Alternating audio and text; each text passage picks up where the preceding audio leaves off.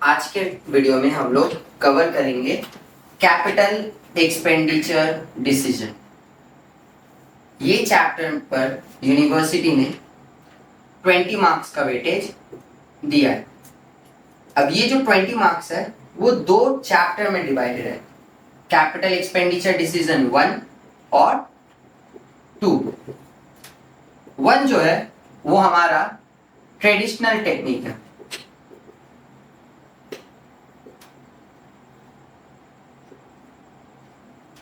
और 2 जो है वो हमारा मॉडर्न टेक्निक है।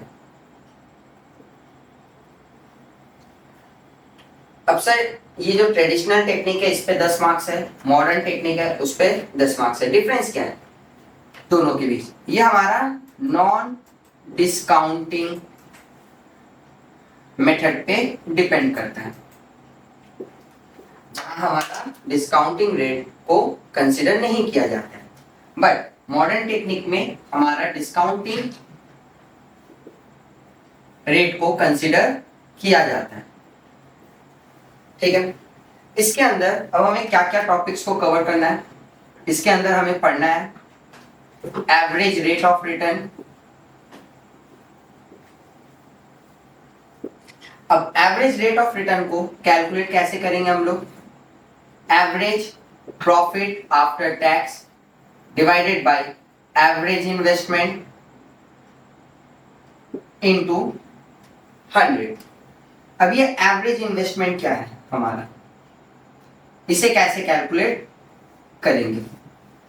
एवरेज इन्वेस्टमेंट को कैलकुलेट करने का हमारा फॉर्मूला है इनिशियल इन्वेस्टमेंट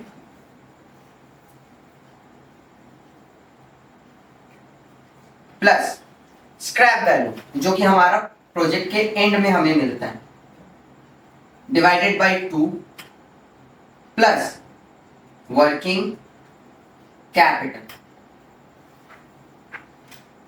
इसके बाद सेकंड, इसके अंदर हम लोग जो मेथड को पढ़ेंगे वो है पेबैक पीरियड। पेबैक पीरियड में सबसे इंपॉर्टेंट रोल जो प्ले करता है वो है कैश इनफ्लो, या फिर इसे कैश प्रॉफिट भी बोल सकते हैं। तो कैश प्रॉफिट को हम लोग कैसे कैलकुलेट करेंगे? क्वेश्चन में आपको प्रॉफिट आफ्टर टैक्स दिया रहेगा।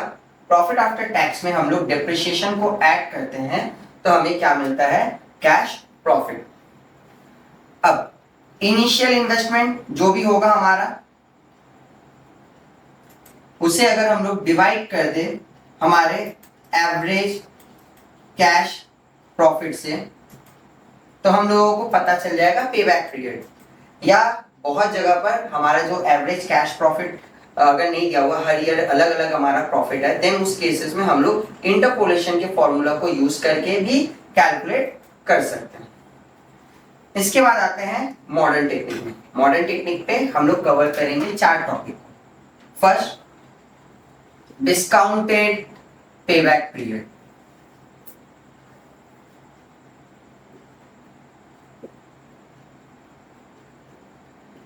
यहां हमारा कैश प्रॉफिट को हम लोग क्या करते हैं? कन्वर्ट करेंगे into present value of cash inflow पे। ठीक है, और देन उसके बाद उसके थ्रू हम लोग क्या करेंगे? पेबैक पीरियड को कैलकुलेट करेंगे। तो प्रेजेंट वैल्यू को कैलकुलेट करने के लिए हमें क्वेश्चन में डिस्काउंटिंग रेट दिया रहेगा। अब डिस्काउंटिंग रेट को हम लोग किस तरीके से सॉल्व करेंगे? फॉर एग्जाम्पल इसका फॉर्मूला हमारा होगा 1/1 प्लस R। अब इसके बाद जितने ईयर रहेंगे उसके बाद हमारा ये फॉर्मूला जो है वो कंटिन्यू होते चला जाएगा। एक एग्जांपल लेकर के समझते हैं। अगर हमारा फर्स्ट जो डिस्काउंटिंग रेट है वो 10% दिया हुआ है, 10% अगर दिया हुआ है तो 1 डिवाइडेड बाई 1 प्लस 0.10, तो इसे सॉल्व करेंगे तो हमारा 0.909 आएगा। इसका मतलब क्या है? 1 साल बाद का 1 रुपया जो है हम लोग कमाएंगे वो आज के डेट का हमारे 909 पैसे के बराबर है। ठीक है, उसी तरीके से फिर इक्वल्स टू प्रेस करेंगे तो 0.826 आएगा या 83 कर देते हैं। तो इसका मतलब क्या है? 2 साल बाद का हमारा 1 रुपया जो वो आज के 83 पैसे के बराबर है। इसके बाद फिर इक्वल्स टू प्रेस करेंगे तो 0.75 समथिंग आएगा। तो इसका मतलब क्या है कि थर्ड ईयर के बाद जब हम 1 रुपया कमाएंगे वो आज के डेट का हमारे 75 पैसे के इक्विवेलेंट है। ठीक है, तो ये हमारा क्या, इससे हम लोग क्या करेंगे, मल्टीप्लाई करेंगे डिस्काउंटिंग रेट से कैश इनफ्लो को, तो हमें क्या मिल जाएगा, present value of cash inflow, जिसके मदद से देन हम लोग क्या करेंगे, पेबैक पीरियड को, डिस्काउंटेड पेबैक पीरियड को कैलकुलेट करेंगे। इसके बाद सेकंड जो है वो है नेट प्रेजेंट वैल्यू, जिसे हम लोग एनपीवी मेथड बोलते हैं। अब इसे कैसे कैलकुलेट करेंगे, इसे कैलकुलेट करने का हमारा फॉर्मूला होता है sum of present value of cash inflow minus initial investment या इन्वेस्टमेंट, कैश आउटफ्लो भी बोल सकते हैं इसे हम लोग, ठीक है। थर्ड जो है वो है क्या, प्रॉफिटेबिलिटी इंडेक्स। प्रॉफिटेबिलिटी इंडेक्स के केस में हमारा फॉर्मूला क्या होता है, इसे हम लोग पीआई से डिनोट करेंगे। तो पीआई इक्वल्स टू हमारा सेम फॉर्मूला है, जस्ट माइनस की जगह पर क्या आता है हमारा plus, sum of present value of, sorry plus नहीं, divide, sum of present value of cash inflow divided by cash outflow, जितने का हम लोग इन्वेस्टमेंट करेंगे, ठीक है। फोर्थ है इंटरनल रेट ऑफ रिटर्न, जिसे आईआरआर बोलते हैं। अब ये क्या है, आईआरआर हमें बताता है कि किस डिस्काउंटिंग रेट पे हमारा जो एनपीवी है उसका वैल्यू 0 आएगा। तो वो रेट को हम लोगों को आईआरआर में हम लोग क्या करते हैं, कैलकुलेट करते हैं, जिसपे हमारा एनपीवी क्या हो जाए, 0 हो जाए। तो ये इस चैप्टर का बेसिक कंसेप्ट है। अब हम लोग इसी के ऊपर पे प्रैक्टिकल सम्स को करेंगे, ठीक है। तो सबसे पहले हम लोग कैपिटल एक्सपेंडिचर डिसीजन 1 को कवर करेंगे, जिसके अंदर एआरआर और पेबैक पीरियड से रिलेटेड जो भी क्वेश्चंस है उसको हम लोग थोड़ा सा समझते हैं। अब प्रैक्टिकल में सबसे पहले हम लोग 2014 के क्वेश्चन को सॉल्व करेंगे।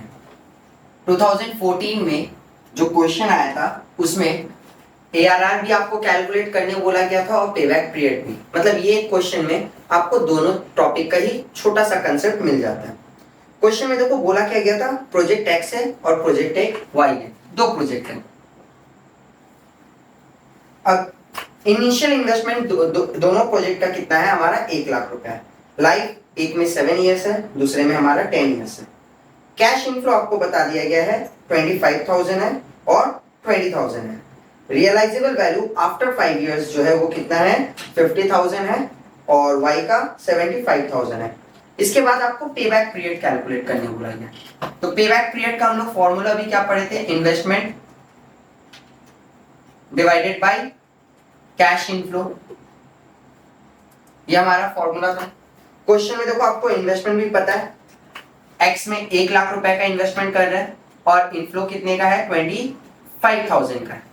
तो आपका पेबैक पीरियड कितने का हुआ, 4 इयर्स का, मतलब 4 इयर्स में आपका इन्वेस्ट किया हुआ 1 लाख रुपीस आपको उस प्रोजेक्ट से रिटर्न मिल जाएगा। इसके बाद प्रोजेक्ट वाई में भी देखो इन्वेस्टमेंट हमारा 1 लाख रुपीस का था और उसका कैश इनफ्लो कितना है, 20,000। तो इसका मतलब क्या है, 5 इयर्स में हमारा जो इन्वेस्टमेंट है वो हमें रिटर्न मिलेगा। तो ये पेबैक पीरियड हो गया, ए नंबर क्वेश्चन था। इसके पार्ट बी में हमें क्या पूछा गया, देखते हैं। बोला गया था cost of a plant is ₹60,000, expected life of plant is 3 years. Plant का लाइफ आपको बता दिया गया 3 साल है। तो अगर 60,000 हमारा प्लांट का वैल्यू और 3 इयर्स लाइफ है तो डिप्रिसिएशन कितना होगा, 20,000। देख लेते हैं क्वेश्चन में स्क्रैप वैल्यू है या नहीं। It is expected to generate EBDIT, earning before depreciation interest and tax, मतलब ये प्रॉफिट है जिससे अभी तक डिप्रिसिएशन इंटरेस्ट और टैक्स डिडक्ट नहीं हुआ है। 26,000, 30,000 and 34,000 respectively. Compute ARR, accounting rate of return, average rate of return या accounting rate of return, assuming 30% tax and straight line method of depreciation. Method हमारा कौन सा फॉलो हो रहा है, स्ट्रेट लाइन, और टैक्स रेट कितना है, 30% है। अब ये देख करके हमने बोला क्या गया है, कैलकुलेट करने के लिए ARR। तो ARR का हमारा फॉर्मूला क्या था, average profit after tax upon average investment into 100। अब हमारे पास डिटेल्स क्या क्या है पैट के लिए और इन्वेस्टमेंट के लिए, वो देख लेते हैं। तो एवरेज इन्वेस्टमेंट पहले कैलकुलेट करते हैं। क्या था हमारा फॉर्मूला, ओपनिंग इन्वेस्टमेंट जो कि कितने रुपए का है, 60,000 प्लस स्क्रैप वैल्यू। इस क्वेश्चन में स्क्रैप वैल्यू हमें नहीं पता है तो नील, वर्किंग कैपिटल नहीं है, तो इसे सॉल्व करेंगे। 30,000 हमारा क्या आ गया, एवरेज इन्वेस्टमेंट। इसके बाद आते हैं एवरेज प्रॉफिट आफ्टर टैक्स पे। हमारे पास देखो ईबीडीआईटी दिया गया था, earning before depreciation interest and tax, तो इसका एवरेज निकाल लेते हैं। कितना था, 26,000 प्लस 30,000 प्लस 34,000, एवरेज कर रहे हैं तो डिवाइडेड बाई 3 करेंगे, तो earning before depreciation interest and tax कितना आ गया हमारा, 30,000 रुपीज। अब लेस करेंगे डिप्रिसिएशन, 60,000 हमारा मशीन का वैल्यू था और लाइफ इसका कितना था, 3 इयर्स, तो डिवाइड करने से हमारा डिप्रिसिएशन कितने का आ गया, 20,000। डिडक्ट करने पे प्रॉफिट बिफोर टैक्स हमें पता चलेगा 10,000। सर इंटरेस्ट लेस नहीं किया, इंटरेस्ट है नहीं क्वेश्चन में, इसलिए उसको स्किप किया। देन उसके बाद हम लोग लेस करते हैं टैक्स, तो हमें पता क्या चलता है, प्रॉफिट आफ्टर टैक्स, टैक्स का रेट है 30%, मींस 3,000, तो 7,000 हमारा क्या हो गया, एवरेज प्रॉफिट आफ्टर टैक्स। तो एवरेज पैट मिल गया, एवरेज इन्वेस्टमेंट हमें मिल गया। अब इसे यूज करते हैं फॉर्मूला में, 7,000 डिवाइडेड बाई 30,000 इंटू 100, तो हमारा फिगर आएगा 23.33%। तो ये 2014 का क्वेश्चन था हमारा। नेक्स्ट अब हम लोग करेंगे 2015 के क्वेश्चन। अब हम लोग 2015 के क्वेश्चन को करते हैं। इस क्वेश्चन में देखो क्या बोला गया है, compute payback period of a project. Payback period calculate करना है। अब देखो हर साल के एंड का हमें बुक वैल्यू दे दिया फिक्स्ड एसेट्स का। फर्स्ट ईयर के एंड में 450 रुपीज इन लाख है, 450 लाख है। देन सेकेंड ईयर के एंड में 400 लाख है। देखो ये जो रिड्यूस हो रहा है एंड ऑफ द ईयर हमारा एसेट्स का वैल्यू, तो एसेट्स क्यों रिड्यूस होता है, आइदर सेल होता है या फिर डिप्रिशिएट होता है। इस क्वेश्चन में तो कुछ और इन्फॉर्मेशन नहीं है, तो हम लोग क्या अज्यूम करेंगे कि डिप्रिशिएट हो रहा है। कितने से डिप्रिशिएट हो रहा है, देखो 450 से 400 हो रहा है, तो 50 से। 400 से देखो फिर 350 हुआ, वो भी 50 से। फिर देखो 350 से 300 हुआ, वो भी 50 से। फिर 300 से 250 हुआ, वो भी 50 से। तो हमारा डिप्रिशिएशन यहाँ पे हमें पता चल रहा है कि डिप्रिशिएशन हर साल कितने का है हमारा, 50 लाख रुपीस का।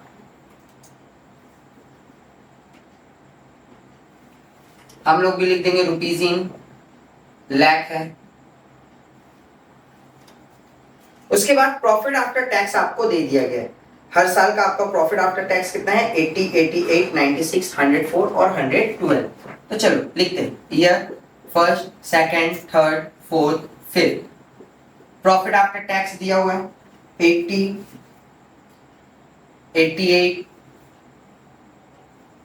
96, 104, 112। पेबैक पीरियड के लिए हम लोग क्या पढ़े थे, हमें चाहिए होता है कैश इनफ्लो। कैश इनफ्लो का मतलब क्या होता है, पैट प्लस डिप्रिसिएशन। तो पैट में ऐड करेंगे डिप्रिसिएशन, तो हमें क्या मिलेगा, कैश इनफ्लो। ठीक है, तो चलो पहले डिप्रिसिएशन लिखते हैं। डिप्रिसिएशन हर साल का हमारा कितना है, 50।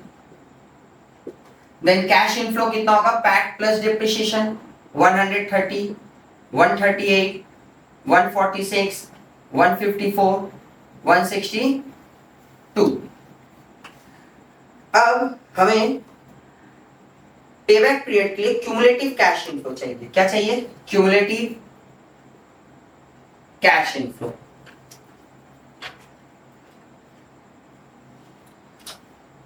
वन 130 है तो उसे 130 लिख दिए। 130 पे 138 को ऐड करेंगे तो 268। 268 पे 146 को ऐड करेंगे तो 414। 414 में ऐड करेंगे 154 तो हमारा आएगा 568। 568 में ऐड करेंगे 162 को तो हमारा आएगा 720। अब हमारा इन्वेस्टमेंट कितने का था, सर इन्वेस्टमेंट तो क्वेश्चन में नहीं दिया गया था, तो चलो इन्वेस्टमेंट को भी देख लेते हैं। अगर हर साल के एंड में, फर्स्ट ईयर के एंड में आपका एसेट्स का वैल्यू 450 लाख है, तो वो क्या होगा, आफ्टर डिप्रिसिएशन होगा। तो डिप्रिसिएशन जितने का उसे इसमें ऐड कर देते हैं। डिप्रिसिएशन हमारा कितने का है, 50 लाख का। तो हमारा इन्वेस्टमेंट कितना होगा, 500 लाख का। तो 500 लाख हमारा कहां पर आकर के हमें रिकवर होगा, हमारे थर्ड ईयर और फोर्थ ईयर के बीच में हमें हमारा 500 लाख रुपीस का इन्वेस्टमेंट हमें रिकवर होगा। देखो थर्ड ईयर तक हम लोग कमा कितने रहे, 414 लाख, और फोर्थ ईयर के एंड तक हम लोग कमा कितने रहे, 568 लाख। तो इसका मतलब क्या, 500 लाख इन दोनों के बीच में कहीं आएगा। तो वो क्या होगा, वो हम लोगों को निकालना है पेबैक पीरियड। तो by using simple interpolation formula,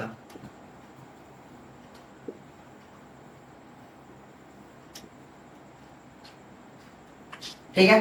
तो इस फॉर्मूला को यूज करके हम लोग कैलकुलेट करेंगे। देखो समझना एकदम सिंपल है। किसके बीच में आएगा, थर्ड और फोर्थ ईयर के बीच में। तो पेबैक पीरियड माइनस करेंगे उसके प्रीसीडिंग वाले को 3, और फिर जिसके बीच में आ रहा है उनका डिफरेंस, तो 4 माइनस 3, सेम उस तरफ करना है, इक्वल टू के 500 को माइनस करेंगे उसके प्रीसीडिंग वाले से, 414, और फिर जिसके बीच में आ रहा है उनका डिफरेंस, तो उनका डिफरेंस कितने का होगा, देखो 414 में 154 को ऐड करते तब ना ये मिलता है। तो डिफरेंस हमारा कितने का होगा, 154। तो इसे हम लोग सॉल्व करेंगे, पेबैक पीरियड -3, नीचे डिनोमिनेटर में 1 है तो नहीं लिखना है।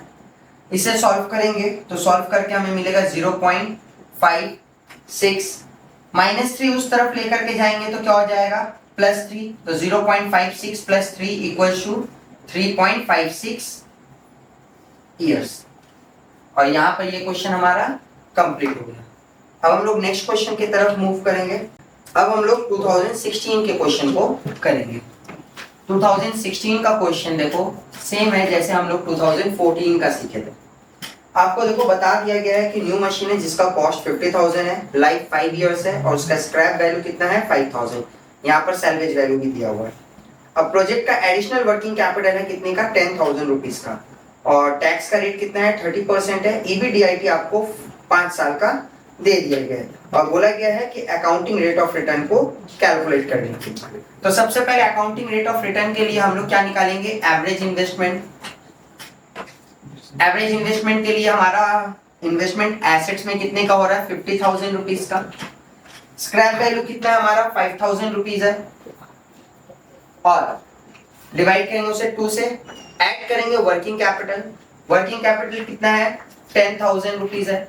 तो इसे सॉल्व करेंगे, 27,500 प्लस 10,000 जो कि 37,500 हो जाएगा। इसके बाद हम लोग क्या करेंगे, एवरेज प्रॉफिट आफ्टर टैक्स को निकालना है। तो एवरेज ईबीडीआईटी दे दिया, निकाल लेंगे पहले हम लोग।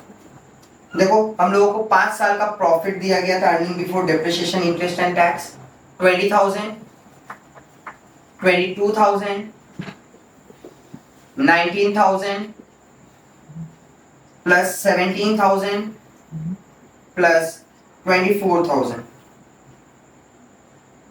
इसे सॉल्व करेंगे तो हम लोगों को पता चलेगा हमारा average earning before depreciation interest and tax कितना है, 20,400 रुपीज। लेस करेंगे अब इससे डिप्रिसिएशन। तो डिप्रिसिएशन देखो कितना होगा, 50,000 माइनस स्क्रैप वैल्यू हमारा 5,000, और लाइफ कितना है, 5 इयर्स। तो डिवाइड करने से हम लोगों को डिप्रिसिएशन पता चला कितने का है, 9,000। तो हमारा प्रॉफिट बिफोर टैक्स कितने का हो गया, 11,400। लेस करेंगे टैक्स। टैक्स का रेट देखो कितना दिया गया था, 30%। तो 11,400 का 30%, 3,420। इसे लेस करेंगे तो हमें क्या मिलेगा, प्रॉफिट आफ्टर टैक्स। तो प्रॉफिट आफ्टर टैक्स हमारा हो गया 7,980। अब देखो इस क्वेश्चन में हम लोगों को प्रॉफिट आफ्टर टैक्स मिल गया, एवरेज इन्वेस्टमेंट मिल गया। एआरआर का हमारा फॉर्मूला क्या था, average profit after tax 7,980 divided by average investment 37,500 into 100, 21.28%। इस क्वेश्चन में न्यू क्या था, स्क्रैप वैल्यू भी आपको दिया गया था, वर्किंग कैपिटल भी दिया गया था, जो कि 2014 वाले क्वेश्चन में नहीं दिया गया था। तो ये इस क्वेश्चन को सही से देखना, क्योंकि वर्किंग कैपिटल इसमें बहुत इंपॉर्टेंट रोल प्ले करेगा। बहुत जगह होता क्या है कि एज अ स्टूडेंट हम लोग भूल जाते हैं, इन्वेस्टमेंट जब एवरेज वर्ड यूज कर रहे हैं तो क्या कि ओपनिंग और क्लोजिंग स्क्रैप वैल्यू को लिए डिवाइड बाय 2 के सोचे हो गया, नहीं, वर्किंग कैपिटल भी उस पे ऐड करना है, ये ध्यान देना। ठीक है, नेक्स्ट क्वेश्चन हम लोग 2017 ऑनर्स करें। 2017 के क्वेश्चन में देखो हमें क्या क्या डिटेल्स दिया गया है। प्रोजेक्ट बोला गया है 3 लाख रुपए का है और वो रिटर्न कितना जनरेट करके हमें दे रहा है 40,000। इल्ड मींस क्या होता है, रिटर्न 40,000 का हमें दे रहा है। प्रॉफिट आफ्टर डेप्रिसिएशन, जो कि आफ्टर डेप्रिसिएशन है, ठीक है, एट द रेट ऑफ 12.5%। तो डेप्रिसिएशन का रेट कितना है 12.5%, and subject to income tax at the rate of 40%। Tax का रेट कितना है 40%। ठीक है, कैलकुलेट पेबैक पीरियड। तो देखो पेबैक पीरियड के लिए हमें कैश इनफ्लो चाहिए। इन्वेस्टमेंट हमारे पास है 3 लाख रुपया, कैश इनफ्लो मिल जाएगा तो हमें क्या मिल जाएगा, पेबैक पीरियड। तो सबसे पहले देखो हमें प्रॉफिट बिफोर टैक्स दे दिया गया है 40,000, लेस करेंगे टैक्स जो कि है कितना 40%, 16,000, माइनस करके हमें क्या मिलेगा प्रॉफिट आफ्टर टैक्स 24,000। अब प्रॉफिट आफ्टर टैक्स में ऐड करते हैं डेप्रिसिएशन, तो हमें क्या मिलता है कैश इनफ्लो। डेप्रिसिएशन कितना बोला गया था 12.5%, तो 3 लाख रुपए का 12.5% 37,500, ऐड करेंगे 61,500, हमारा क्या हो गया कैश इनफ्लो। तो पेबैक पीरियड कितने का हो गया हमारा, इन्वेस्टमेंट 3 लाख रुपए का, कैश इनफ्लो 61,500 का। तो सॉल्व करने पे हमें मिलेगा 4.88 ईयर्स। तो इस क्वेश्चन से ज्यादा डिफिकल्ट क्वेश्चंस फ्रेम नहीं करते, लेकिन अब हम लोग बहुत पुराने ओल्ड क्वेश्चंस को कर रहे थे। अब जो प्रीवियस ईयर्स के हमारे रिसेंट के क्वेश्चंस पूछे गए उसे देखेंगे। 2022 के अब क्वेश्चन को देखते हैं। 2022 में इस चैप्टर से 2 क्वेश्चन फ्रेम किया गया था 5 मार्क्स के लिए। ठीक है, तो 2022 के क्वेश्चन नंबर 6 को देखो। क्वेश्चन नंबर 6 में देखो बोला क्या गया था कि एक प्रोजेक्ट है जिसका लाइफ 6 इयर्स है और इन्वेस्टमेंट कितने का लगेगा 72,000 का।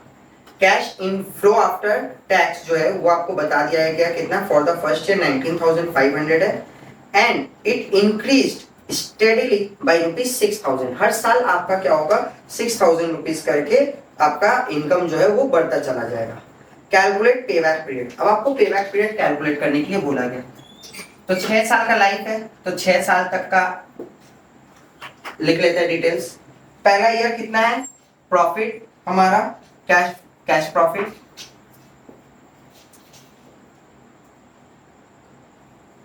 19,500। सर कैसे समझे ये प्रॉफिट आफ्टर टैक्स है या कैश प्रॉफिट? देखो फर्स्ट लाइन में ही फर्स्ट सेंटेंस एंड होने के बाद the cash flow after tax, cash flow after tax आपको कैश प्रॉफिट ही बता दिया कि कितने का है आपका 19,500 का, और हर साल 6,000 करके क्या होगा इंक्रीज होगा। तो सेकेंड ईयर में कितना हो जाएगा 25,500, थर्ड ईयर में देखो 31,500, देन 37,500, 43,500 और लास्ट ईयर में 49,500। हम लोग इसके बाद क्या पढ़े थे, पेबैक पीरियड के लिए हमें क्या चाहिए, क्यूमुलेटिव पेबैक कैश प्रॉफिट चाहिए। तो क्यूमुलेटिव कैश प्रॉफिट लिख लेते हैं या कैश इनफ्लो लिख लेते हैं। तो फर्स्ट ईयर का कितना रहेगा 19,500, अब उसमें ऐड करेंगे हम लोग 25,500 को, तो हमारा वैल्यू आ जाएगा 45,000। 45,000 में ऐड करेंगे 31,500 को, तो ये आ जाएगा 76,500। 76,500 में ऐड करेंगे 37,500 को, तो आ जाएगा हमारा 1,14,000। देन 43,500 को ऐड करेंगे तो 1,57,500 आ जाएगा। उसमें अब हम लोग 49,500 को ऐड करेंगे तो हमें मिल जाएगा 2,07,000। अब हमारा इन्वेस्टमेंट कितने का था 72,000 रुपीज का, तो ये 72,000 कहाँ हमें रिकवर होगा 45 और 76,500 के बीच में, मतलब सेकेंड और थर्ड ईयर के बीच में। उसी तरीके से सिंपल इंटरपोलेशन फॉर्मूला यूज करेंगे। पेबैक पीरियड माइनस प्रीसीडिंग वाला 2, और फिर जिसके बीच में है उनका डिफरेंस, थर्ड और सेकेंड ईयर का डिफरेंस। वही चीज यहाँ पे करना है, इक्वल्स टू के 72,000 माइनस प्रीसीडिंग 45,000 डिवाइडेड बाय, अब इन दोनों के बीच का डिफरेंस जो कि कितना होगा हमारा 31,500। अब इसे सॉल्व करेंगे तो हमारा आएगा 0.857। अब -2 को उस तरफ लेकर के जाएंगे तो क्या हो जाएगा हमारा +2, तो 0.857 + 2 इक्वल्स टू 2.857 ईयर्स। इसी साल और एक क्वेश्चन पूछा गया था, क्वेश्चन नंबर 5। इस क्वेश्चन में देखो आपको बोला क्या गया है, कॉस्ट ऑफ प्लांट जो है वो है 12.25 करोड़, इकोनॉमिक लाइफ उसका है कितना 6 इयर्स, और सैल्वेज वैल्यू दे दिया गया है कितना है 25 lakh.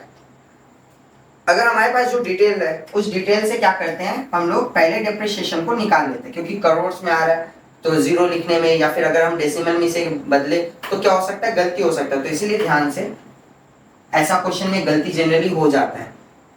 Depreciation equals to 12.25 crore का हमारा इन्वेस्टमेंट है, माइनस स्क्रैप वैल्यू कितने का दिया 25 लाख, अगर हम लोग उसे करोड़ में लिखेंगे तो क्या हो जाएगा 0.25 करोड़ डिवाइडेड बाय लाइफ कितना दे दिया गया हमारा 6 इयर्स।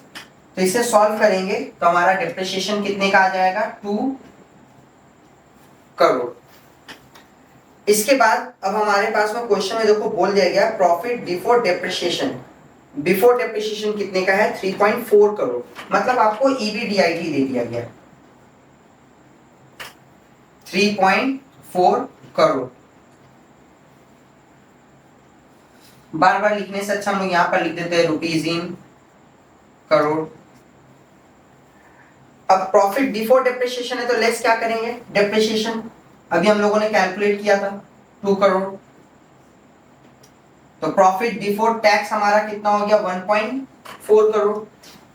टैक्स का रेट दे दिया गया देखो कितना 30%, तो लेस करेंगे tax at the rate of 30%, 0.42 solve करेंगे तो हमें प्रॉफिट आफ्टर टैक्स पता चल जाएगा 0.98।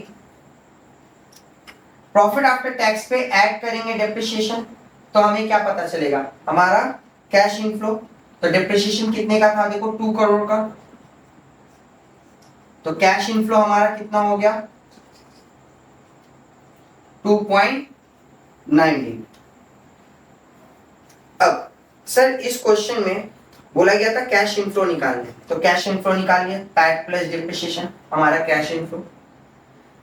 अब क्या होता है कि पहली बार जब यूनिवर्सिटी कुछ इस तरीके का क्वेश्चन पूछा तो यहाँ पे क्या था स्ट्रेट लाइन मेथड यूज हुआ, तो एक क्वेश्चन आता है कि सर क्या डिमिनिशिंग बैलेंस मेथड पे ऐसे ही क्वेश्चन को फ्रेम आउट कर सकता है। जैसे ही बच्चे के दिमाग में ये क्वेश्चन आता है यूनिवर्सिटी 2023 के पेपर में उसी चीज को बोलते हैं ना बच्चों के विश को पूरा कर देता है। 23 के पेपर में ऐसे ही क्वेश्चन WDV मेथड के साथ में पूछ लिया गया। तो नेक्स्ट क्वेश्चन हम लोग 2023 के ऑनर्स का करें, तो 2023 के अब क्वेश्चन को देखते हैं। 2023 में अब ये क्या बोला गया था देखो, बोला गया कॉस्ट ऑफ प्लांट कितना हमारा 12 करोड़ का, लाइफ जिसका 10 इयर्स है और सैल्वेज वैल्यू दे दिया गया है कितना है 25 लाख। तो जब हमें ये डिटेल दिया गया है तो चलो इससे हम लोग क्या करते हैं डेप्रिसिएशन को निकाल लेंगे, लेकिन मेथड देख लेते हैं क्वेश्चन में मेथड कौन सा बोला गया। उसके बाद देखो बोला क्या गया है कि pre tax profit before depreciation मतलब ईबीडीआईटी आपको दे दिया गया है कितना है 3.8 crore for the first year which will increases by 10% every year। बोला कि हर साल आपका क्या होगा ये इंक्रीज करेगा, मतलब इस साल अगर 3.8 है तो अगले साल क्या होगा 3.8 प्लस 10% होगा। और क्या बोला गया find out the cash inflow from the plant for first 2 year, कितने साल के लिए बोला गया 2 साल के लिए बोला गया है कैश इनफ्लो को निकालो considering 30% corporate tax rate, tax का रेट कितना है 30% और tax rule states 10% of depreciation under reducing balance method. कौन से मेथड में बोला गया डेप्रिसिएशन होगा रिड्यूसिंग बैलेंस मेथड होगा। तो हमारा एसेट्स का वैल्यू कितना है 12 करोड़,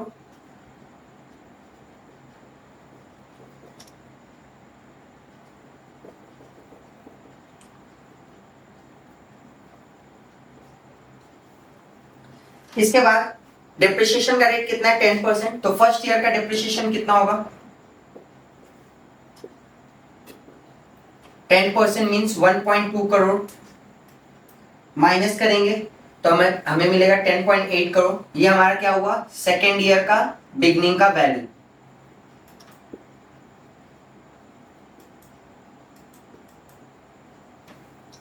देन अब लेस करेंगे सेकेंड ईयर के डिप्रिसिएशन को, तो सेकेंड ईयर का डिप्रिसिएशन हमारा कितना होगा 10% इसका 1.08, ठीक है। अब इसके बाद हम लोगों को क्लोजिंग वैल्यू का जरूरत है नहीं, हम लोगों को इन्हीं दो को चाहिए था, ठीक है। फिर भी अगर चाहो तो लिख लो अपने लिए कि क्लोजिंग वैल्यू कितना है 9.72 का है। तो 2 साल का डिप्रिसिएशन मिल गया। अब हमारे पास में ईबीडीआईटी दिया गया फर्स्ट ईयर का और सेकेंड ईयर का कितना होगा लिख लेते हैं। फर्स्ट ईयर का ईबीडीआईटी कितना दिया गया था 3.8 करोड़, तो सेकेंड ईयर का कितना होगा हमारा 3.8 प्लस 10% कितना आ जाएगा हमारा 4.18। ईबीडीआईटी से लेस करते हैं क्या डिप्रिसिएशन, तो पहले साल का डिप्रिसिएशन देखो कितना है 1.2,